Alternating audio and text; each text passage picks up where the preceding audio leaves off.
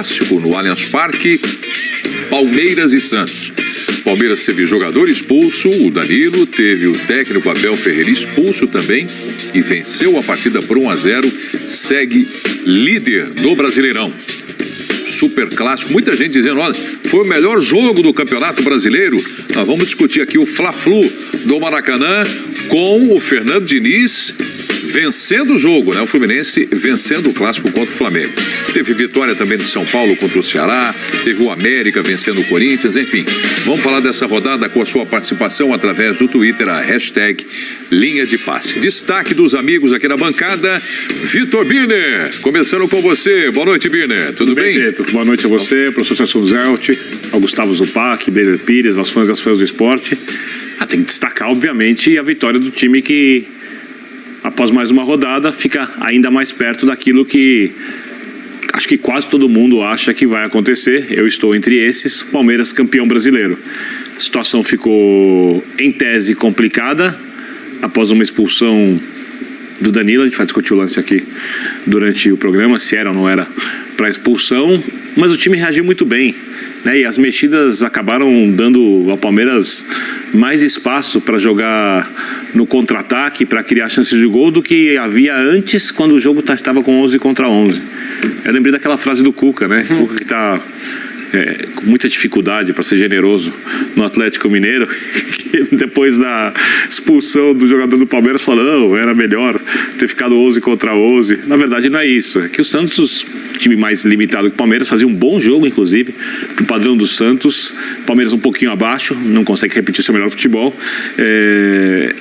Estava com mais dificuldade, depois o Palmeiras conseguiu vencer o jogo e acho que uma vitória com um jogador a menos aumenta ainda mais o moral do Palmeiras, que já está lá em cima. O time já superou a eliminação na Libertadores e quando vê o que os oponentes, o que os supostos concorrentes ao título fazem para tentarem ser campeões brasileiros, tá difícil, né? Quando olha o Flamengo, a gente vai falar disso depois também, que acho que acabou agora. Não é mais a ameaça para o Palmeiras está bem tranquilo e é uma questão de rodadas, a não ser uma coisa muito atípica aconteça para o Palmeiras matematicamente confirmar aquilo que parece inevitável. Bom, mas num tom leve aqui no início do programa, por alguns instantes o Cuca até que teve razão hoje, que no 11 contra 11 estava mais difícil para o time do Palmeiras, O campo diz uma coisa que a realidade permite que seja bem diferente, né? Mas tudo bem. Celso Zelt, tudo bem, amigo? Boa noite. Tudo bem, Preto. Boa noite, companheiros. Você que nos assiste e que com certeza a essa altura já deve ter lá no fundinho a certeza de que o Palmeiras será o campeão brasileiro, porque tudo conspira para isso, nas duas partes, né? O Vitor falou a respeito do que os concorrentes fazem e eles fazem muito pouco. Hoje o Flamengo mais uma vez perdeu. Temos matematicamente o Internacional, exceto com essa condição. Hoje, nesse momento, o vice-líder é o Fluminense, mas o grande perseguidor técnico, em termos de potencial, para todos nós que acompanhamos o campeonato, é mesmo o Flamengo, que por uma série de circunstâncias se dividiu aí, começou um trabalho com outro técnico, depois a gente percebeu que não seria o ideal, e no fim tudo isso está conspirando para que o Palmeiras, mais uma vez, seja campeão brasileiro. E a gente fala para o Palmeiras jogar com um homem a menos não é tão difícil assim. Não é tão difícil porque o Palmeiras torna isso fácil. Não foi hoje, não foi no jogo contra o Atlético Mineiro, é todo um trabalho, né? Todo esse competente trabalho do Abel, que se como técnico de futebol tem se mostrado, para mim, sem dúvida nenhuma, o melhor da América do Sul, pelo menos há 2 temporadas. Se como técnico de futebol ele tem se comprovado aquilo que a gente espera, infelizmente do ponto de vista disciplinado, do ponto de vista do controle, do ponto de vista da cabeça fria, do coração quente, o coração é até quente, mas está faltando cabeça fria para o Abel, né? Mais uma vez hoje faltou. Vamos discutir depois, professor. Sim. Vamos discutir depois. Olha, eu acabei de colocar no papel aqui uma pergunta para vocês que eu vou jogar daqui a pouco na bancada, depois do destaque do Birner e do Zelt. Se o Palmeiras jogou para ser campeão, se ele está jogando para ser campeão, se vocês estão se baseando naquilo que o Palmeiras está jogando ou na vantagem que ele tem na pontuação, na classificação do campeonato. Acho que é uma coisa importante para a gente discutir aqui. Não é, Zupac? Boa noite. Tudo bem, Preto? Boa noite, Tudo companheiros. bom? Boa noite ao fã de esportes. Eu acho uma pergunta muito interessante essa, porque assim, o Palmeiras tem uma vantagem estabelecida no campeonato, e essa vantagem estabelecida é o que fará o Palmeiras ser campeão. Nesse momento, e quando eu digo nesse momento, não é agora, já é um recorte um pouco maior do campeonato, sei lá, pelo menos os últimos 40, 45 dias, do mês de agosto para frente, se a gente pegar o desempenho da equipe do Palmeiras, não é um desempenho que, se fosse ele durante o campeonato inteiro, a gente apontaria com certeza que esse time seria campeão. Porque hoje o Palmeiras tem uma vantagem que ela é merecida, mas que ela é muito mais calcada, na minha visão, na solidez do time e na força do time do que propriamente nos bons jogos, né? Já faz algum tempo que o Palmeiras não encaixa uma sequência de grandes jogos, né? Enquanto o jogo estava empatado, o clássico estava empatado, eu fui dar uma olhadinha dos números e até me preparei para trazer os números aqui, mas as coisas mudaram um pouco. Porque, assim, se o Palmeiras tivesse empatado com o Santos, dos últimos 5 jogos do Campeonato Brasileiro, o Palmeiras só teria vencido um, que foi contra o Juventude. Agora voltou a vencer. Desde o dia 1º de agosto, antes do jogo de hoje, o Palmeiras só tinha vencido 3 jogos nos últimos quase 50 dias. Tudo bem que teve aquela sequência complicada, né? Exato. Mais difícil, Fluminense, Flamengo, Corinthians. Ganhou do Corinthians. Uma das vitórias é contra o Corinthians, né? Então a gente olha para a Libertadores, o Palmeiras eliminou o Atlético Mineiro sem vencê-lo e foi eliminado pelo Atlético Paranaense sem vencê-lo também. Então o Palmeiras passou a vencer menos. A questão é que perde muito pouco, né? Tem 2 derrotas no campeonato, né? Uma para o Ceará na primeira rodada e uma para o Atlético Paranaense no primeiro turno. Então, mesmo que o time não esteja jogando um futebol encantador de campeão, e o Abel avisou que isso aconteceria, talvez esperasse que conseguisse reverter o desempenho cedo, mas pela vantagem criada no começo e pela falta de concorrentes, o Palmeiras não tem concorrente. O Palmeiras será o campeão. Quais eram os 2 concorrentes do Palmeiras? O Flamengo e o Atlético Mineiro.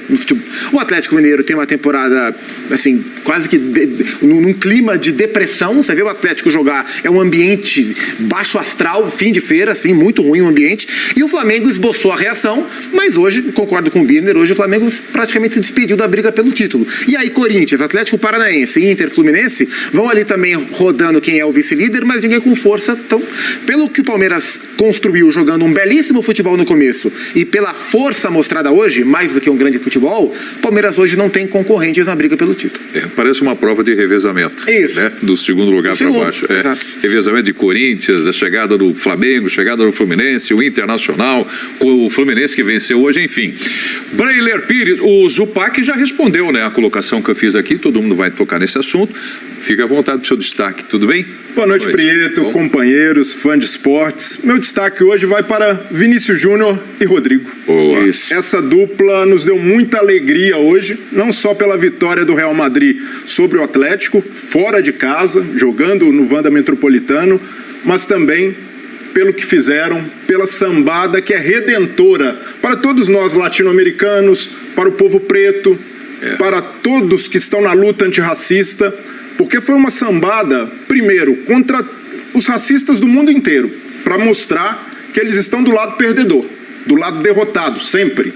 Depois, uma sambada na cara dos racistas europeus, porque eles se orgulham muito de ter descoberto o Brasil, descoberto a América, como se não existisse nada aqui antes, mas eles não dizem que eles inventaram o racismo. Esse não é um produto nosso. Esse é um produto de colonização, de violência, de escravidão. E isso está na conta deles. Então, quando o Vinícius Júnior e o Rodrigo fazem esse ato diante desses racistas, e não são todos, é bom ressaltar, mas uma parte considerável da sociedade europeia é assim, e ficou claro na manifestação de torcedores do Atlético antes do jogo, xingando o Vinícius Júnior, chamando de macacos, e aí não tem margem para dizer que foi mal interpretado, que tiraram do contexto. Ali a manifestação racista e todo mundo em volta quieto, ninguém se manifestando. E é bom para esfregar essas imagens também na cara do senhor Ancelotti, que disse que não existe racismo na Espanha. Existe sim, como existe no mundo inteiro, e hoje Vinícius Júnior e Rodrigo, com aquela sambada, conseguiram um gesto de protesto, um gesto para mostrar que eles estão do lado certo da história e para fazer com que a gente sinta orgulho do jogador brasileiro, não só pelos dribles, pelos gols, mas hoje nós sentimos orgulho de Vinícius Júnior e de Rodrigo pela atitude, por mostrarem que um gesto de racismo não pode passar batido, não pode ser ignorado. Eles responderam em campo, mas também fora dele, com discurso, e por isso eu gostaria fiz questão de saudar Vinícius Júnior e Rodrigo no meu destaque. Discurso fez você, orgulhoso tô eu aqui, né? Porque, um destaque. Foi um editorial, foi um desabafo do Breiler. E até em função desse seu desabafo aqui, nós vamos entrar ainda no programa para discutir essa questão Vinícius Júnior e falar do grande clássico de Madrid, né? O que fez o Rodrigo na partida também. Então vai ter espaço aqui no nosso Linha de Passe. Boa, valeu. Foi bonito de se ver. Legal. Bonito que você fez aqui. Melhores momentos aí da vitória do Palmeiras para cima do Santos por 1-0. Queria te ouvir também, Biner, a respeito da colocação que eu fiz ali atrás. Você disse que o Palmeiras está próximo aí de ser campeão, você parece que acredita nisso. Sim. Em função da pontuação já conquistada ou em função do futebol que vem apresentando? Em função de ambos, eu diria que a pontuação, as coisas estão intercaladas. Primeiro porque eu acho que a pontuação dá ao Palmeiras uma tranquilidade que os adversários que, em tese, podem alcançá-lo, não tem. Segundo, porque o Palmeiras é o time mais bem treinado do país. É o time que consegue lidar melhor com diferentes situações de jogo e dificilmente perde as partidas. Em terceiro lugar, porque é uma equipe que tem uma confiança tão grande que, ao perder o jogo, ela em nenhum momento se mostra acuada. Seja contra quem for. Ela pode até perder, como perdeu para o Atlético Paranaense, a classificação da Libertadores em casa, mas ela não fica acuada.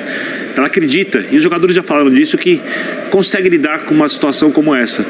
Então, a gente não tem outras equipes tão bem preparadas em todos os aspectos do Campeonato Brasileiro. Se eu for pegar só o futebol, eu fecho com o Zupac. O futebol que o Palmeiras joga há algumas rodadas não é o futebol que, por exemplo, daria ao Palmeiras a vantagem na classificação que ele tem hoje. Mas ele adquiriu essa vantagem, jogando melhor em outro momento. E esse campeonato, um campeonato de pontos corridos, é um campeonato que premia, a gente cansa de falar, a regularidade. É um campeonato que vai vencer quem jogar melhor ao longo da temporada, e não quem tiver um momento melhor ou alguns jogos melhores na temporada. E o Palmeiras é essa equipe, é a equipe que jogou melhor em boa parte do campeonato, foi o melhor time em grande parte da competição. Hoje é um time difícil de ser vencido, não joga um futebol espetacular, mas joga um futebol muito competitivo. E os adversários, aí o Inter está se arrumando, não tem elenco para brigar com o Palmeiras, se conseguir vai ser uma façanha. Fluminense, time extremamente bem treinado, não tem elenco para brigar com o Palmeiras. O Atlético não começou a temporada ainda direito, né, mesmo com ela quase terminando. E o Flamengo, que podia brigar, parece que não tem time titular, hein? É time titular hoje, falo do Flamengo. Força não tem, não acredita, né? Bom, pra mim, depois a gente vai falar disso, eu não quero invadir a pauta, mas ficou muito claro hoje, mesmo com o Flamengo competindo bastante, que essa questão de colocar o Campeonato Brasileiro como terceira opção tem um impacto no comportamento dos jogadores. Eu não imagino o time que vai atuar como atuou hoje. Eu não tô nem falando que jogou mal, tá? Não quero atropelar a pauta, mas não vai jogar com o mesmo espírito, por exemplo, na final da Libertadores.